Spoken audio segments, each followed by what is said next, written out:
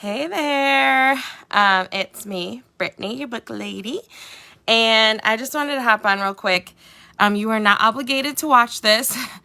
It is not a part of the 20-minute party, but I did want to take an opportunity to, first of all, thank you so much for coming. I haven't even done like a Facebook event like this in a long time, and sometimes it is just hectic keeping up with it, but it's been so much fun.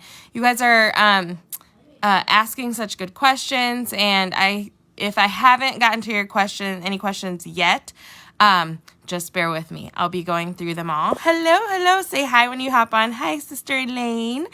I think I see Heather.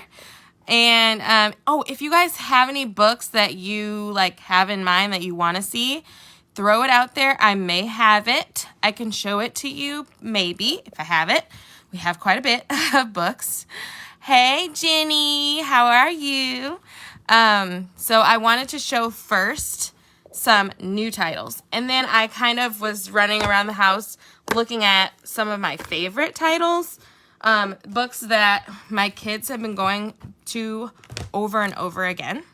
So, and books that I'm reading aloud. So I'm gonna turn the camera around and kind of what happened to the I'm looking at a book and I'm missing some pieces, like just that fast. Hi, Katie. All right, I'm gonna turn you guys around. Turn me around. No. Okay, so this is the book I wanted to show, and I can't find the pieces. They were just in there. So it comes with these little discs with little food. And okay, so whoever played the game and guessed, I think this was C, as what my favorite book was, this is it. Because it is like All Better. It's made by the same authors as All Better. All Better was our first book that we ever bought from UBAM. And what happens is you get the little discs, and these books also have like critical thinking in it, because it's going to ask, what would giraffe like to eat? And there's also repetition, which is great for pre-reading skills and just getting kids familiar with language. So you take the little disc. I'm just pretending I have it because it's somewhere. It fell somewhere on my way over here, snatching up books. And you put it in this little hole here, and it's going to show up in his belly or in her belly. And you do that for each one. I know there's maybe for this guy, he has peanuts, and this guy has bananas. And the discs are really cute. Like on the front, there'll be a couple little pieces of food, and on the back, there'll be some more. So it's not exactly the same. It's two-sided discs. And then to get them out, you just open this flap and pop the little food out. So, sorry I could not show you the actual food. So this is another book that actually surprised me. Andrea, me too. I like that it's not sticker book, because they've come out with so many of these that are stickers, and I'm like, okay, to be honest, how many times can you do the sticker thing? But we loved All Better. It's our favorite. So here's a little children's dough play book. Kind of surprised me. I was like, really? A book for Play-Doh? But my son got this out, found some Play-Doh, hadn't planned for him to do that. And then he was just sitting there at the table, trying to form circles and match them up here in the little shapes. And I was like, wow, that is so cool that it's just kind of like a guided play activity, and it's keeping him busy. I posted it on my stories maybe yesterday. So, yeah, I actually really like this book. Also, if you want to know prices, I can share that. For Feed the Animals is $12.99, and the Dough Play book is $7.99. Here's another new book. It's a new book for baby, and there's maybe 3 in the series right now. This is called At Home, and we know that, with babies, the best way to help them grow their language is with all kids is to talk to them, read to them, identify, point to things, and name things. So this is just an easy way. It's got a cute little duck on each page, and we have books that have the little duck where you could say, hey, where's the duck? And, they can scan and try and find the things on the page. And, books like this also can grow with the child. So, even some of my older kids like to grab the baby books, and that's okay. I know some people and especially when they start school, we kind of get caught up on AR, and they have to have age appropriate stuff. But if they like books that are below their level, but they're good but they're excited to read them, let them read the books. I have heard stories, countless stories, that share that sentiment. When you do that, they just have a love of reading. That's what you want them to have as they grow. So the balance is great. This book, oh my gosh, I was excited about this book when I got it and read it. You really have to look carefully at these pages, I'm just going to say, and point it out to your kids. Like, I have been asking them, what's happening here? Because you're following these people as they're kind of like doing good deeds and making each other smile. And it just goes through the whole book, like one person kind of forwards that smile to the next. So he's sad. I'd be like, why are you sad? Asking questions again. That's good.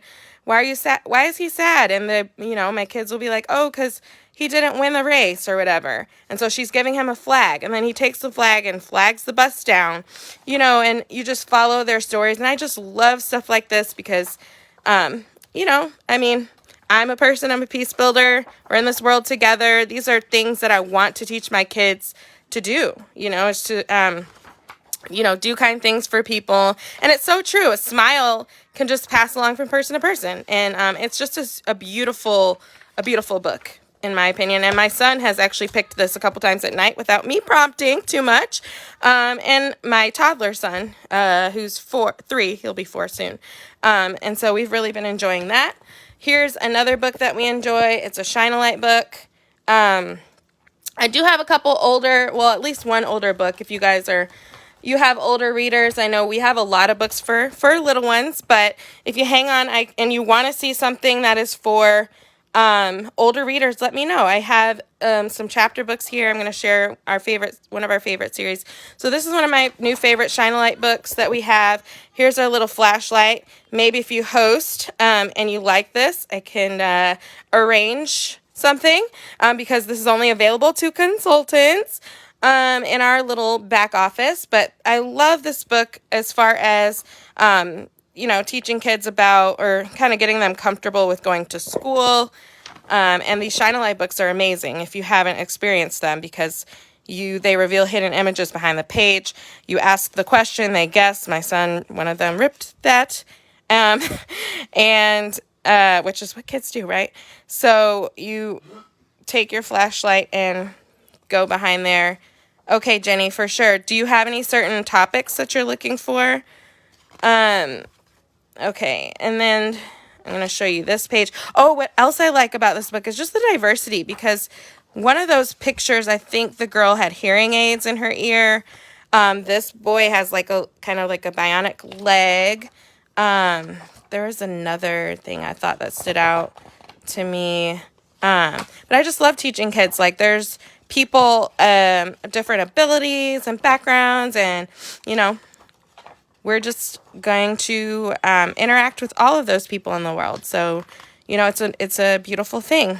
So yeah, there's some of those. I'll move on a little bit. Here's another one, Getting Sick and Feeling Better, which is, actually, I haven't really read this one yet to them, now that I think about it. We have that. So you love what? The Getting Sick and Feeling Better book? Jacob's chiming in from the other room, and he says, it's awesome. So there you go.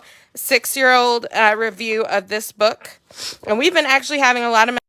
He said it was low. We've been actually having to take a lot of medicine lately. So let me see. Where am I supposed to shine the flashlight? I haven't done it yet. Oh, there. Oh, maybe I have done this once. Just not a lot. I haven't done it a lot myself. Okay, let's kind of skip to one older book. It's not new. And you guys have seen me post this, and I can grab some other ones, whatever you're looking for. But we are on book 4 of The Impossible Quest. This is for older readers, teens. I've been reading it aloud to my kids, and it's a fantasy story. It has, it's also got these interpersonal relationships in it. So like there's actually 4 friends. Well, they don't start out as friends, but I think it's been valuable for me to ask questions with the kids. I'm like, okay, that guy did that. Was that right? Or why do you think he did that? He felt that way. We talk about maybe jealousy, and, books are just tools to talk about these important things kids will encounter in real life and what we encounter in real life. Look, vengeance, delayed. So it's got some mature themes. But I've been reading it to my 6 and 8-year-old, and they want me to keep reading. So there's one more in the series. We'll be reading book 5 soon. Let's see if I have another like older book, new title. This one, Working with Computers and Robotics. So this actually could be for kind of maybe middle school or age. It's got a lot of information in it, and these are actually each $4.99, and they're like kind of a thicker paperback book, and lots of information in these books if you have someone who loves like hands-on things. They want to be an engineer or something like it, if they like space and things like that. And I think it's got maybe even some experiments and different challenges in here. So here's one of these books. And again, there's about 1, 2, 3, 4, 5, 6 in this series all together.